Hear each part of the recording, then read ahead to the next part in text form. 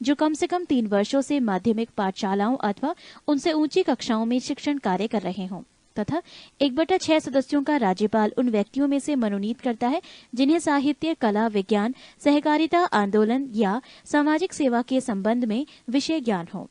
विधान परिषद की किसी भी बैठक के लिए कम से कम 10 या विधान परिषद के कुल सदस्यों का 10वांश 1/10 इनमें जो भी अधिक हो गढ़पूर्ति होगा। विधान परिषद अपने सदस्यों में से 2 को क्रमशः सभापति एवं उपसभापति चुनती है। सभापति एवं उपसभापति को विधानमंडल द्वारा निर्धारित वेतन एवं भत्ते प्राप्त होते हैं। सभापति उपसभापति को संबोधित कर एवं उपसभापति सभापति को संबोधित कर त्यागपत्र दे सकता है अथवा परिषद के सदस्यों के बहुमत से पारित प्रस्ताव द्वारा उसे अपदस्थ भी किया जा सकता है, किंतु ऐसे किसी प्रस्ताव को लाने के लिए 14 दिनों की पूर्व सूचना आवश्यक है। विधानसभा और विधान परिषद की सदस्य संख्या। 1. राज्य अरुणाचल प्रदेश, विधानसभा 60, विधान परिषद डैश 2. असम, विधानसभा 126, 3. आंध्र प्रदेश, विधानसभा 294, विधान परिषद 90, 4. उड़ीसा, विधानसभा 147, विधान परिषद डैश 5. उत्तर प्रदेश, विधानसभा 403, विधान परिषद 99, 6. उत्तराखंड, विधानसभा 70, विधान परिषद डैश 7. कर्नाटक, विधानसभा 224, विधान परिषद 75, 8. केरल, विधानसभा 140, विधान परिषद डैश 9. गुजरात, विधान सभा 182, विधान परिषद डैश.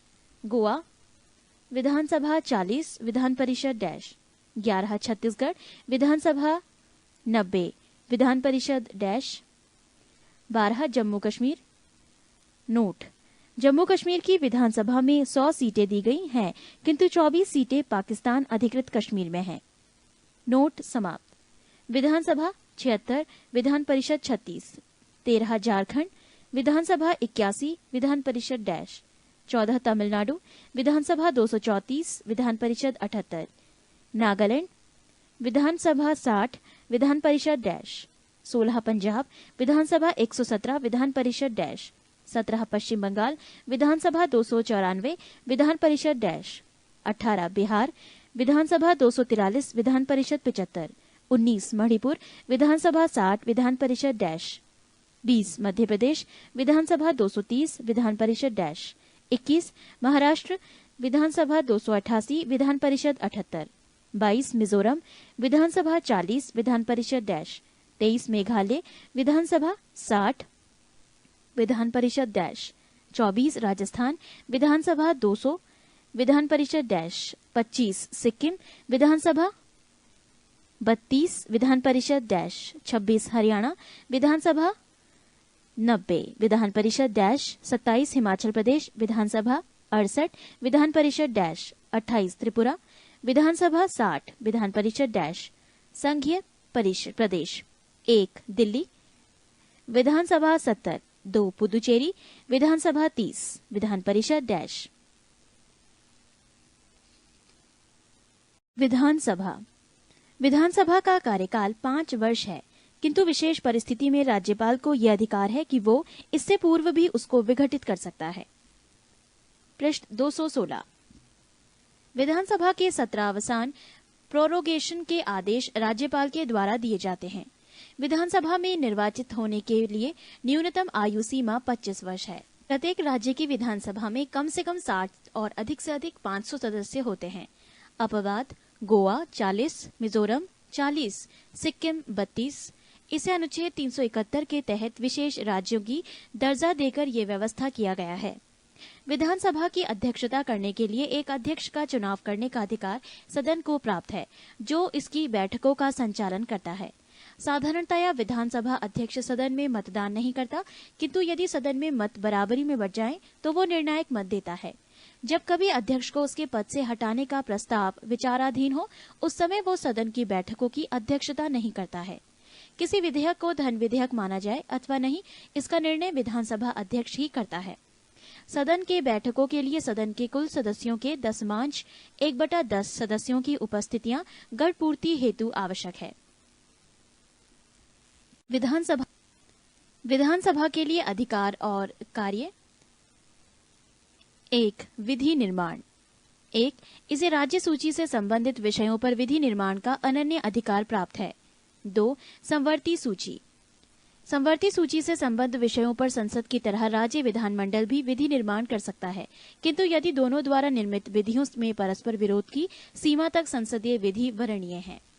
2, वित्तीय विषयों से संबंधित प्रक्रिया। 1, राज्य विधानमंडल राज्य सरकार के वित्तीय अवस्था को नियंत्रित करता है। प्रत्येक वित्तीय वर्ष के प्रारंभ में विधानमंडल के सम्मुख वार्षिक वित्तीय विवरण अथवा बजट प्रस्तुत किया जाता है, जिसमें शासन की आय और व्यय का विवरण रहता है। बजट वित्त मंत्री द्वारा रखा जाता है। 2, कोई धन विधेयक प्रारंभ में विधान परिषद में प्रस्तुत नहीं किया जा सकता। जब विधानसभा किसी धन विधेयक को पारित कर देती है तब वो विधानसभा परिषद के पास भेज दिया जाता है। विधान परिषद को 14 दिनों के भीतर विधानसभा को लौटाना पड़ता है। विधान परिषद उस विधेयक के संबंध में संस्तुतियां तो दे सकती है, किंतु वो ना तो उसे अस्वीकार कर सकती और न उसमें संशोधन ही कर सकती है। 3, विधानसभा द्वारा पारित किए जाने के 14 दिनों के बाद विधेयक को दोनों सदनों द्वारा पारित समझ लिया जाता है तथा राज्यपाल को उस पर अपनी सहमति देनी पड़ती है। 3, कार्यपालिका पर नियंत्रण। मंत्रिपरिषद सामूहिक रूप से विधानसभा के प्रति उत्तरदायी है।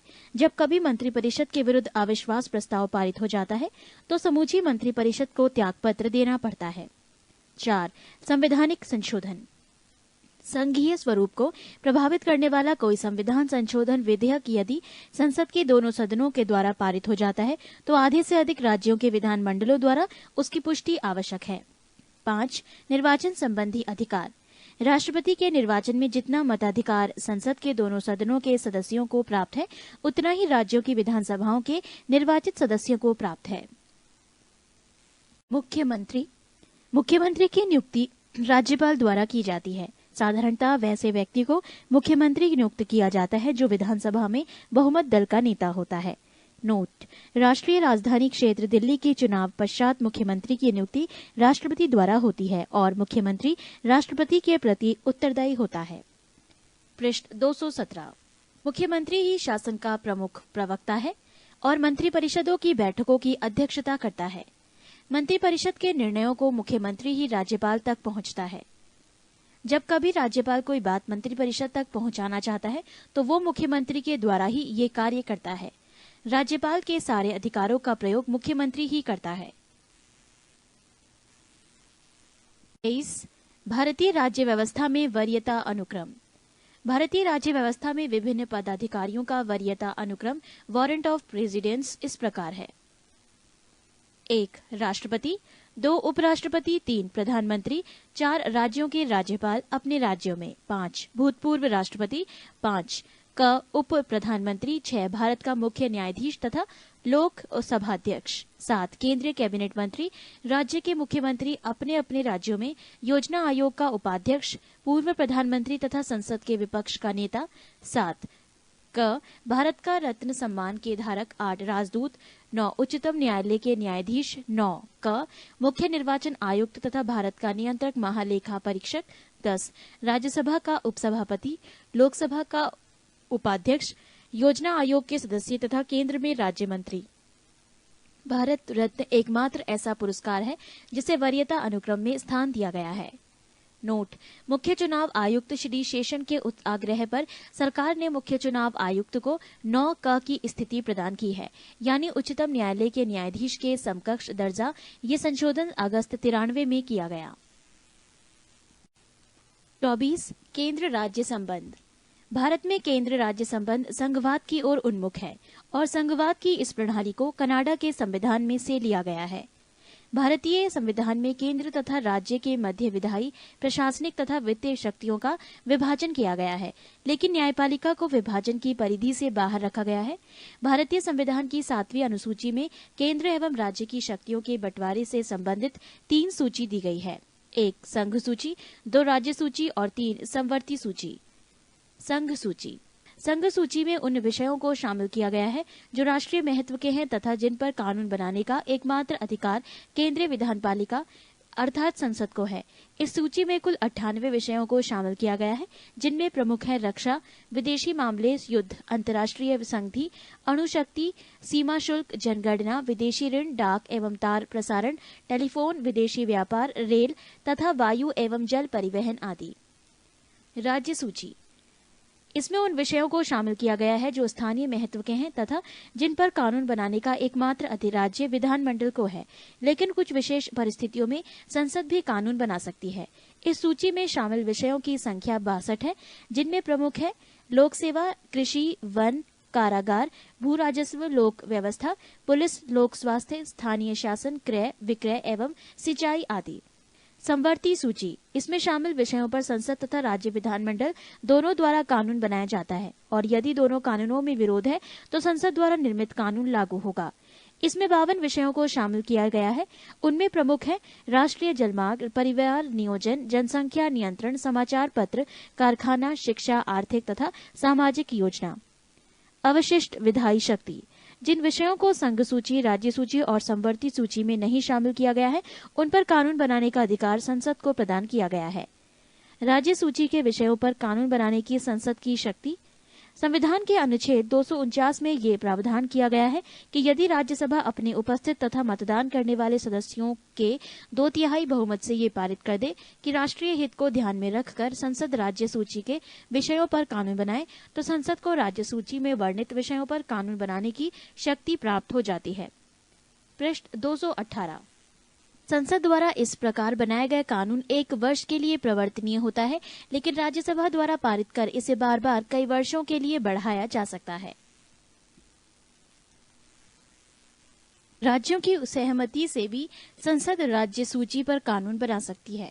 राष्ट्रीय आपात एवं राष्ट्रपति शासन के समय भी संसद को राज्य सूची पर कानून बनाने का अधिकार होता है।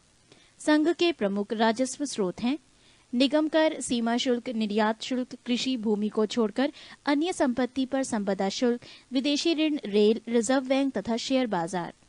राज्य के प्रमुख राजस्व स्रोत हैं व्यक्ति कर, कृषि भूमि पर कर, संपदा शुल्क, भूमि एवं भवनों पर कर, पशुओं तथा नौकायान पर कर, विक्रय कर, वाहनों पर चुंगी।